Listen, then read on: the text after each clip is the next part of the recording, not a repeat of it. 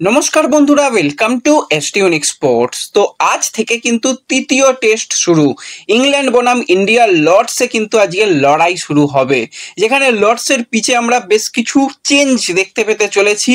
দুটো দলের প্লেইং ইলেভেনে চেঞ্জ দেখতে চলেছি। আর্চার আশায় কতটা শক্তিশালী হলো ইংল্যান্ড, সেই নিয়ে কথা বলার সাথে সাথে বুমরা ফিরছে আজকে, তো সেই নিয়েও আলোচনা রয়েছে এই ভিডিওতে। খুবই ইন্টারেস্টিং ভিডিও হবে, শুরু থেকে শেষ পর্যন্ত দেখো।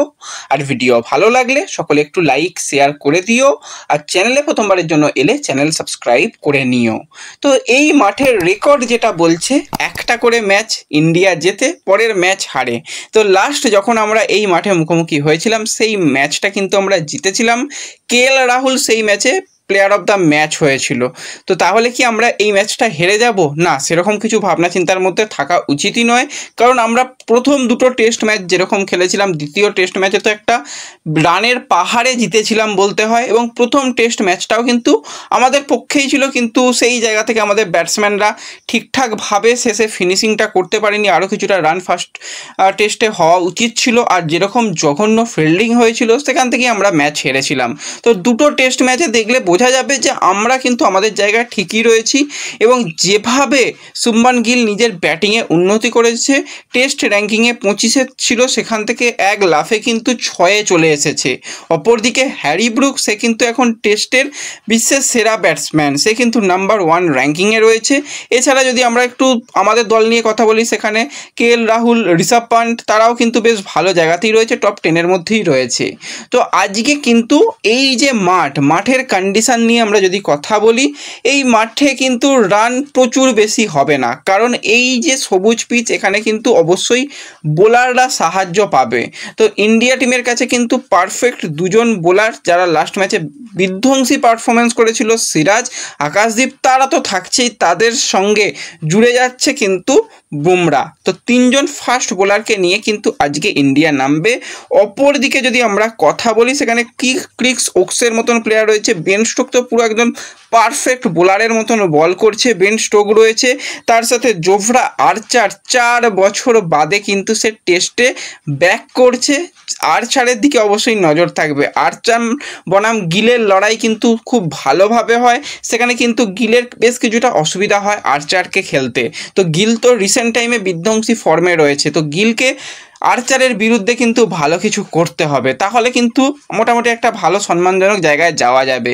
এবার ম্যাচ শুরু ভারতীয় সময় কিন্তু বিকেল 3:30 থেকে। তো ম্যাচ দেখার জন্য, সম্পূর্ণ ফ্রিতে দেখার জন্য ডেসক্রিপশন বক্সের লিঙ্ক এবং আমি ফার্স্ট কমেন্টেও লিঙ্ক দিয়ে দেবো, সেখান থেকে আমাদের সোশ্যাল মিডিয়া পেজগুলোকে ফলো করে নাও, সেখানে সমস্ত ব্যবস্থা তোমরা পেয়ে যাবে।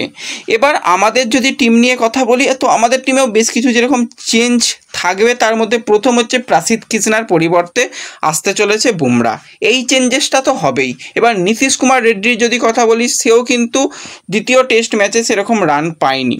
এবার প্রথম টেস্ট ম্যাচে আমরা দেখেছিলাম সাই সুদর্শন রান না পাওয়ায় তাকে ড্রপ করা হয়েছিল, তাহলে কি নীতিশ কুমার রেড্ডিকে ড্রপ করা হবে?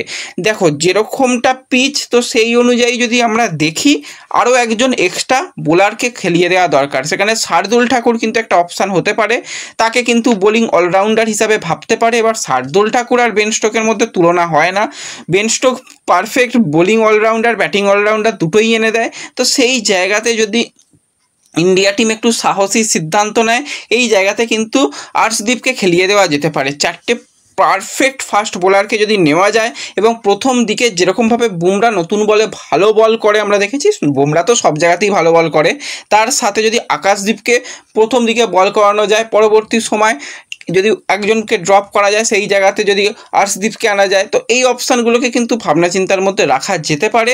তো প্রথম যেটা চেঞ্জেস, সেটা হচ্ছে বুমরা আসছে, বাদবাকি দলে খুব একটা চেঞ্জেস হচ্ছে না। এবার নীতিশ কুমার রেড্ডির জায়গায় কে খেলে, সেখানে কি আর্শদীপকে খেলানো হয়, নাকি সেখানে শার্দুল ঠাকুরকে খেলানো হয়, সেই জায়গাটা একটা ভাবনা চিন্তার ব্যাপার থাকবে। আর অপরজিতে যদি আমরা ইংল্যান্ড দলের দিকে তাকাই, সেখানে অবশ্যই বেন ড্যাকেট এবং জ্যাক, তারাই ওপেনার হিসেবে থাকবে। অলিপপ, জো রুট, তারা কিন্তু তার পরবর্তী সময় নাম্বার 3 নাম্বার 4-এ খেলবে। হ্যারি ব্রুকের উপর নজর থাকবে, প্লেয়ারটা বিধ্বংসী ফর্মে রয়েছে। হ্যারি ব্রুক, তার পরবর্তী সময় Ben Stoke, Jamie Smith wicket keeper batsman হিসাবে দারুণ করেছে, দারুণ টেস্টে করছে, তো এই প্লেয়ারের দিকেও নজর থাকবে। তার পরবর্তী সময় ক্রিস হিকস রয়েছে, ব্রাইডন স্কার্স রয়েছে, চোপড়া আর্চার রয়েছে, আর বাসির রয়েছে। তো এরাই কিন্তু প্লেইং 11-এ থাকতে চলেছে। ইন্ডিয়ার প্লেইং 11 খুব একটা বলা যাচ্ছে না, কারণ এই দুটো তো চেঞ্জেসের জায়গা রয়েছে। একটা চেঞ্জেস তো হচ্ছেই, বুমরা আসছে, সেকেন্ড চেঞ্জেসটাকে কে আসে সেই দিকে আমাদের নজর থাকবে। আর এই মাঠে খুব বেশি হয়তো আমরা রান দেখতে পাবো না। প্রথম দুটো টেস্ট ম্যাচে যেরকম দেখেছিলাম প্রচুর রান নয়, এখানে মোটামুটি 300-350 রানটা যথেষ্ট রান হবে। তো অবশ্যই ইন্ডিয়া টিম যদি প্রথমে ব্যাট করে ফার্স্ট ইনিংসে 350 টার্গেট করা দরকার। আজকে যদি মোটামুটি 300 রান পর্যন্ত তুলে দেওয়া যায় 3 উইকেট 4 উইকেট হারিয়ে, তাহলে কিন্তু মোটামুটি তারা একটা ভালো লক্ষ্যমাত্রায় যেতে পারবে। ইংল্যান্ডও চেষ্টা করবে, যদি টস জেতে তারা তো চেস করার জন্যই যাবে মনে হয়। এবার যদি তারাও প্রথমে ফার্স্ট ইনিংসে ব্যাট নেয়, তো তারাও কিন্তু এই 350 টার্গেট করে যাবে বলে আমার মনে হয়। তো ওভারঅল হাড্ডাহাড্ডি ম্যাচ হবে। প্রতিদিন কিন্তু আমরা টেস্টের আপডেট দিতে থাকবো। সমস্ত আপডেট পাওয়ার জন্য চ্যানেল সাবস্ক্রাইব আর ফলো করে রেখো। তো দেখা হবে পরবর্তী ভিডিওতে। ধন্যবাদ।